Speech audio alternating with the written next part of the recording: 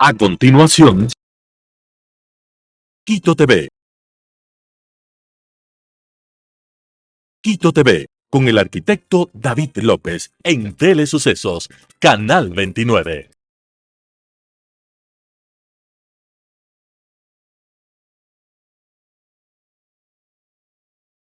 ¿Qué tal, amigos? Bienvenidos a Quito TV, el espacio de la ciudad a través de Telesucesos y sus distintas frecuencias: 29, 29.1 en televisión abierta, 73 en Extreme TV Cable, 43 en Claro TV, Canal 6 en Cable Unión Alfa TV, y también nos pueden seguir desde cualquier parte del mundo en www.telesucesos.net. Esa es nuestra página web, ahí está nuestro streaming. Además, subimos este y otros programas después de su emisión al aire a Telesucesos HD, canal de YouTube. Tenemos el día de hoy la presencia, es un gusto con nosotros, de Norberto Fuertes Morillo.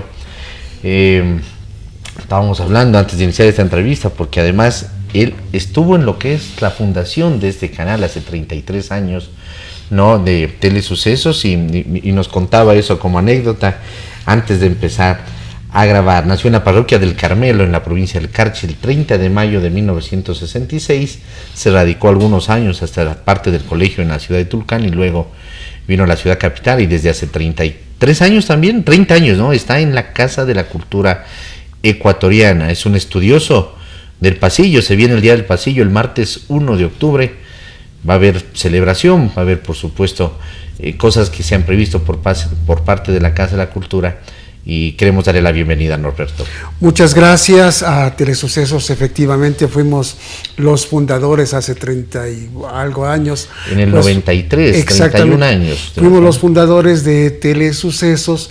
Nos contrataron como guionistas cuando Vicky Najas era la directora del canal, y el arquitecto Najas, por supuesto, fundaban recién el canal. Entonces teníamos que hacer los programas de TV Ofertas, donde escribíamos los guiones para los productos que se vendían a distancia, parecido a T-Ventas, pero TV Ofertas. Claro. Entonces fue un éxito impresionante, porque había muchos pedidos, y entonces me parece que el tema del transporte nos falló porque la demanda fue grande. Pero en todo caso, gratos momentos, recuerdos del Canal 29. Con respecto al tema del pasillo, le cuento que el haber trabajado en la Casa de la Cultura Ecuatoriana, haber trabajado en esa institución donde se apenas empezaba a fusionar o a crearse el Teatro Nacional, el Ágora de la Casa de la Cultura, nos permitió relacionarnos con muchos artistas, empezando, por ejemplo, por Huberto Santa Cruz, el grupo Quimera, Pepe Jaramillo. Y una de las cosas que nos llamó mucho la atención fue el 1 de octubre de 1993, cuando el arquitecto Sixto Durán Ballén, presidente de la República, decretó el Día Nacional de Pasillo en homenaje a Julio Alfredo Jaramillo Laurido, que nació en un 1 de octubre, y que gracias a él se tuvo la oportunidad de reconocer a todos los intérpretes, compositores, músicos de la gran industria del pasillo ecuatoriano, porque es una industria enorme. Y que Julio Jaramillo era como la imagen, digamos, oficial del pasillo, pero al lado de él habían un sinnúmero de cultores, ¿no?, de este género musical, además. Efectivamente, es decir, a través del reconocer a Julio Jaramillo, pero sobre todo reconocer a la cantidad de autores, compositores, músicos, estudiosos del pasillo, porque hay que comunicarles a nuestros amigos que el pasillo se funda desde la etapa de lo que se llamaba la independencia, cuando venían las bandas militares, interpretaban el pasillo. El pasillo ha tenido varias etapas en la historia del Ecuador. ¿Dónde nace? Colombia, Panamá, luego migra a Ecuador. Se dice que viene desde Panamá, Venezuela, Colombia, desbordando hacia el sur. Desbordando hacia el sur. Pero lo interesante es que donde el pasillo logra desarrollarse En Venezuela, por supuesto, tiene sus ritmos, en Panamá también sus ritmos, en Colombia, por ejemplo, también hay el pasillo colombiano, hay el... Con características especiales. Claro, pero ahí se desarrolla más el vallenato, la cumbia, el mismo pasillo, claro, la música caribeña, sobre todo, ¿no? Que está la cerca música caribeña. Pero en Ecuador vino el pasillo y se asienta el pasillo y comienza su desarrollo. Y sobre ese pasillo comienza a fundarse lo que es los compositores, música, el baile, que era muy característico en la etapa del 1919 a 25, que era una característica especial donde se bailaba el pasillo. Y es decir, y había personajes especiales, danzantes especiales, que tenían mucha profesión de bailar el pasillo. Eso se ha perdido básicamente, lo de la danza del pasillo, porque claro, lo identificamos.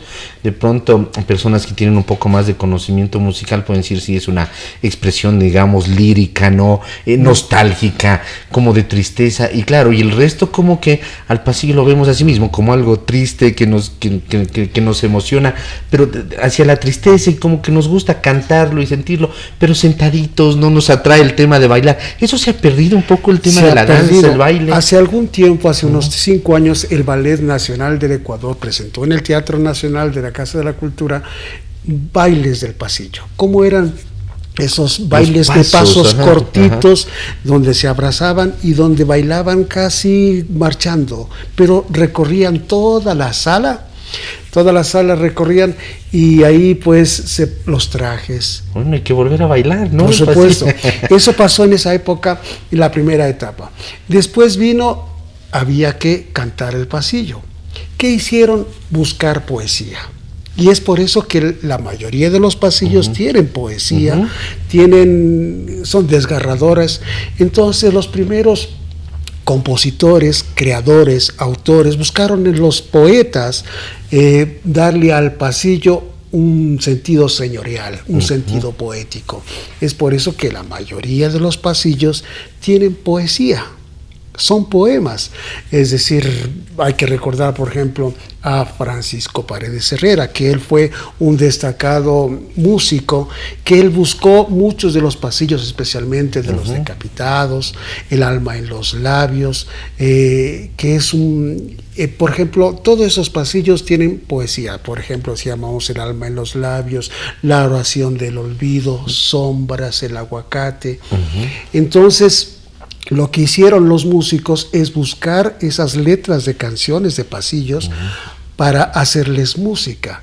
Y ese florecimiento a través de la radio. Con el aparecimiento de la radio y las primeras grabaciones a partir de 1935, pues fue creciendo el pasillo hasta 1970, en que ahí hubo un cambio especial, un cambio rotundo, a la presencia de que la radio dejó de emitir música ecuatoriana, música pasillo, y tuvo la influencia de todos los ritmos. Apareció la salsa, la música latinoamericana o llamada folclórica, aparecieron las baladas, aparecieron la música de los 70, además también la música anglo, claro, y después apareció la radio en FM. La radio en FM a mí me ha gustado porque he vivido más de 35 años en este tema de las radios y de la historia de la radio, porque esa es mi profesión. Entonces, en ese tiempo, pues, la radio en FM lo que pasaba era música universal, el rock, aparecía la música instrumental, la música clásica. Pero antes de 1970 la radio tuvo un papel importante para el desarrollo del pasillo. Entonces estaba Radio Quito con sus programas de música en vivo, de música nacional, Radio Tarqui con su programa Cante Usted Si Puede, Radio Sideral, la Radio Gran Colombia, tal vez Gran Colombia, Radio Nacional del Ecuador, Radio Casa de la Cultura Ecuatoriana. El Sol también creo que había Radio El Sol, que hasta ahora creo que existe por ahí en la radio. Radio El Sol, todas esas radios que transmitían programas en vivo, Radio Cordillera, la Radio Reloj, no sé si se acuerdan, pero Radio Reloj transmitía también música ecuatoriana, la radio con sonido esponjoso.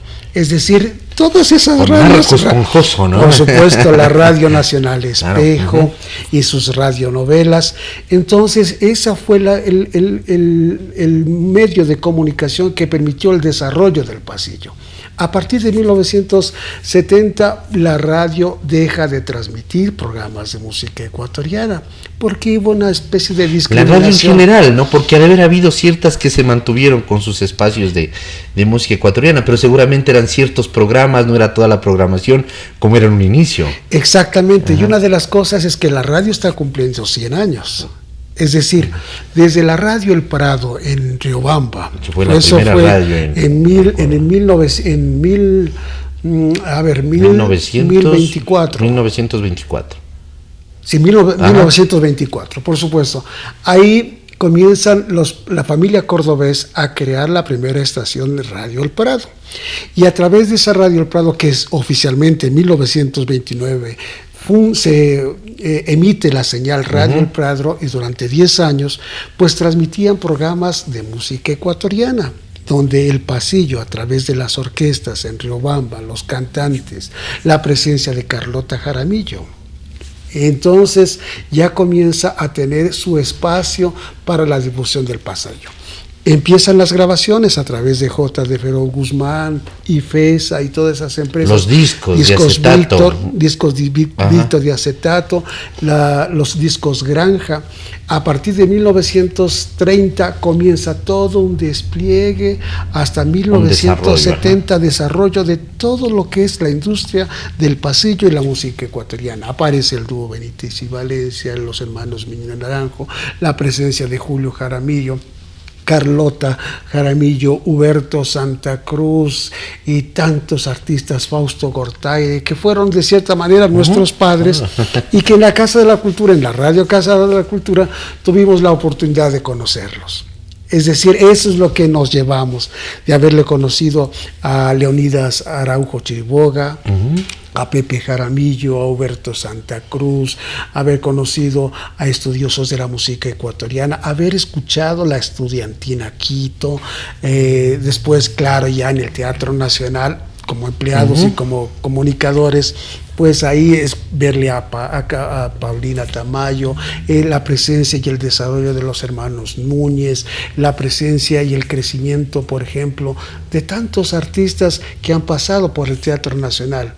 Entonces, yo creo que la radio, a partir de 1970, al desviarse ese camino y haberse convertido en una radio deportiva, la radio en FM, y haber desarrollado el vallenato, la salsa, la música, la balada, todo lo que fue entrando de afuera, fue quitando el pasillo. Pero lo curioso es que el pasillo siempre permaneció en la memoria del pueblo. Y si hoy vemos en las plataformas de YouTube, de Spotify, de todas las redes, ¿cuáles son los ritmos que mayor atención del público tiene? El pasillo y la música ecuatoriana. Y todos conocemos lo que es el aguacate, lo que es con el alma en los labios, como es nuestro juramento, ¿no? Sombras, es decir, ¿no? Claro, y me parece... conocemos la letra porque además es poética, ¿no? Tú eres mi luz, claro, ¿no? Claro, y empieza desde ahí.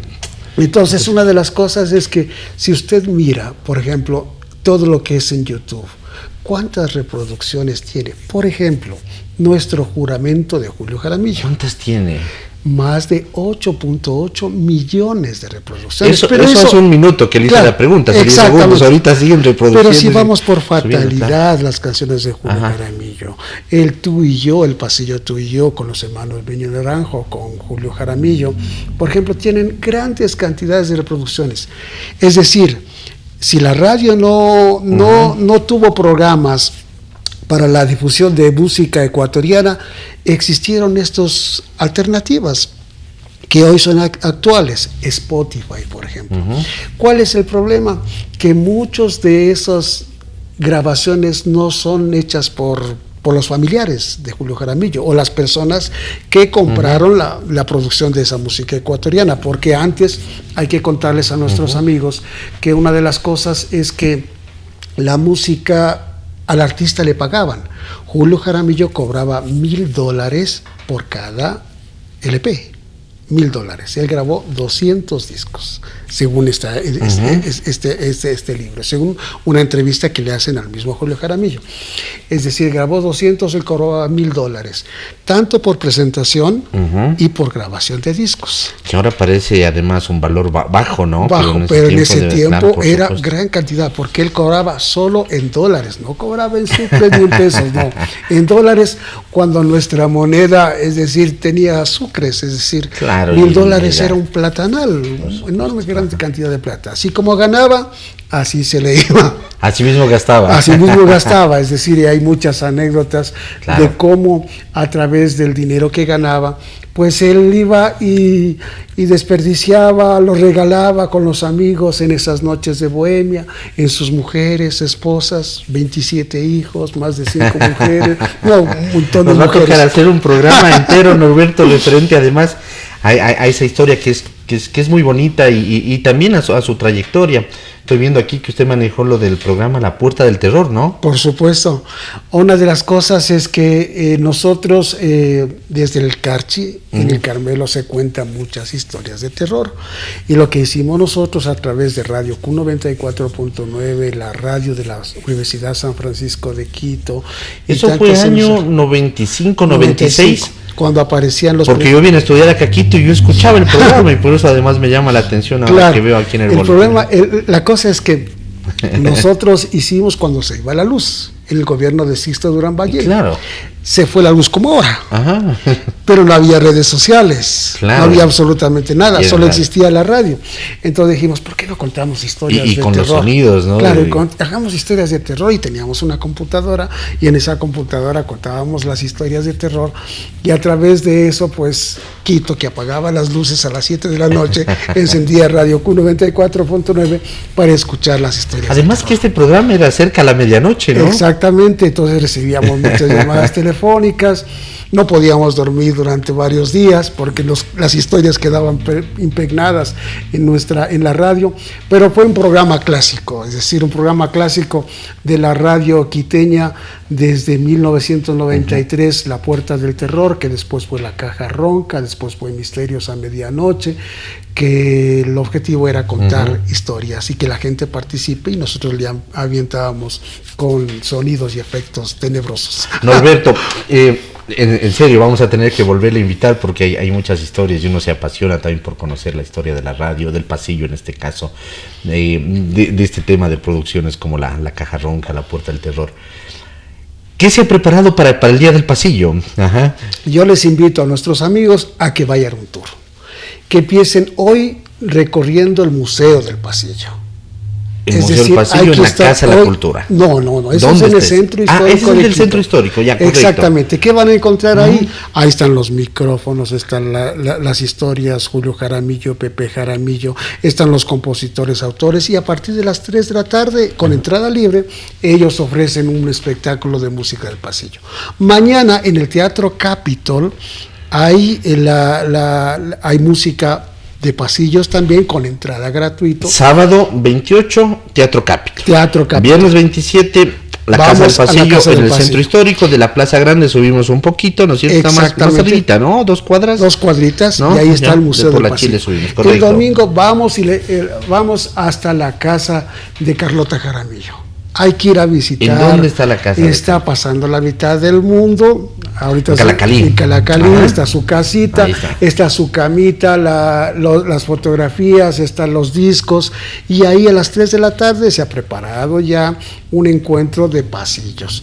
El próximo 1 de octubre, la Casa de la Cultura Ecuatoriana va a presentar un conversatorio y un encuentro con las personas mayores para hablar del pasillo, y en la misma Casa de la Cultura, en el Ministerio de Cultura, en el auditorio, a partir de las 3 de la tarde, pues se va a desarrollar todo un conversatorio con música del pasillo con entrada libre. Y el día viernes, por ejemplo, vamos a tener en diferentes escenarios, en la Casa de la Música, está preparado también el Teatro San Gabriel con el Trío Colonial. Todo esto lo pueden visitar en la Agenda Cultural de de Quito, en las redes sociales, en Facebook, busquen Agenda Cultural de Quito y ahí estamos subiendo todas las actividades que se van a desarrollar en el Día del Pasillo. Agenda Cultural de Quito en Facebook. Esa hay que buscarla, Agenda Cultural de Quito en Facebook, ahí está toda la actividad. Y claro, y podemos hablar, Norberto, hoy 2024, septiembre, de una producción de pasillos. Se sigue haciendo pasillos, y le pregunto esto porque días atrás tuve una entrevista también de unos chicos que están organizando, que estuvieron organizando lastimosamente por esta emergencia que Quito tuvieron que suspender un concierto en la Casa de la Música sobre el pasillo. Con Daniel Vaca estuve conversando y él hablaba de que incluso lo que iban a presentar ellos al principio son una serie de pasillos nuevos. Existe una producción de por supuesto, de pasillos. ¿Por qué? Porque las universidades, especialmente la Universidad Central del Ecuador a través de la Facultad de Artes, lo que hizo, el tradicional conservatorio es que le enseña música clásica, música de grandes compositores, por supuesto que está bien. Ellos lo quisieron irse por otro lado, que es el cultivo de la música ecuatoriana, la formación de ensambles de pasillos, los guitarristas, a través de un programa que se llama Las Guitarras Quiteñas, que eso también es en el centro histórico, también tiene su historia. Y en esas guitarras quiteñas lo que hacen es muchos jóvenes entre 20 y 35 años cultivando la guitarra quiteña.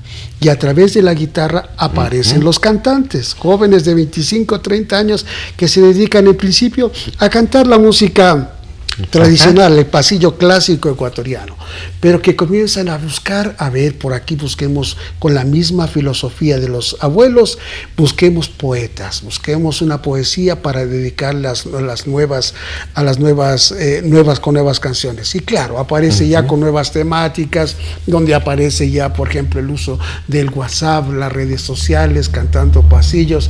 Entonces ya aparecen otras expresiones, pero el pasillo sigue vivo con una de las cosas, de espaldas de la radio y de los medios de comunicación, pero con el desarrollo de este aparatito, de las redes sociales, claro, del YouTube y todo el TikTok. Por ejemplo, si usted ve el TikTok y pone pasillo, va a encontrar una variedad inmensa de pasillos jóvenes y pasillos clásicos. Aparece en tecnología, pero hay cosas que no desaparecen como el pasillo. Incluso de esta entrevista que hice en días pasados, como le digo, era también una invitación a la obra del maestro Gerardo Guevara, que es también acabado de cumplir. Guayaquil. Claro, de Guayaquil, acabo de cumplir este 23 de septiembre, creo que 94 años. Exactamente, y le van a hacer todo un homenaje y la van a presentar todo un concierto y además su música en la ciudad de Guayaquil, esta semana también, es decir, en todo el país, en el Carchi, por ejemplo, hay concursos de música ecuatoriana, en Imbabura, es decir, en todas las ciudades, y especialmente los núcleos de la Casa de la Cultura han preparado programas especiales por el Día del Pasillo. Norberto, compromiso de que le vamos a volver a invitar. El día de hoy se nos ha acabado el tiempo de televisión, es apasionante todo esto y vamos a seguir hablando. Vamos a tener que hacer varios programas, uno dedicado solamente a la historia de la radio, que es importante, por ejemplo, hablar ahora que tenemos 100 años desde lo que fue la radio El Prado, que se comenzó a establecer, a generar, y desde 1929 ya con sus emisiones al aire, el tema mismo del pasillo, de los autores, su vida, sus premios también, que son importantes. Nos va a tocar empezar a hacer una serie así que lo comprometemos desde ahora. Así es, por supuesto, vamos a desarrollar toda una fundador historia, de Telesucesos, claro, toda una historia de la radio que va desde hoy hasta 1929. Hay que crear varios programas, alternativas, investigar a los abuelos que todavía están vivos y que hacían radio. Por supuesto, Norberto, muy gentil por haber estado aquí. Muchas gracias. Amigos, ha estado con nosotros Norberto Fuertes Morillo. Entre las cosas que él ha ganado en premios nacionales e internacionales: primer premio en investigación periodística en propiedad intelectual, primer premio en la República Dominicana HCJB, Hoy Cristo Jesús, no, así es, ¿no? Hoy Cristo Jesús bendice. Bendice, ¿eh? Exactamente, es su historia. Claro, Voz Global, COINCOM 2021, entre otros galardones, lo acreditan como referente de la gestión cultural en Ecuador.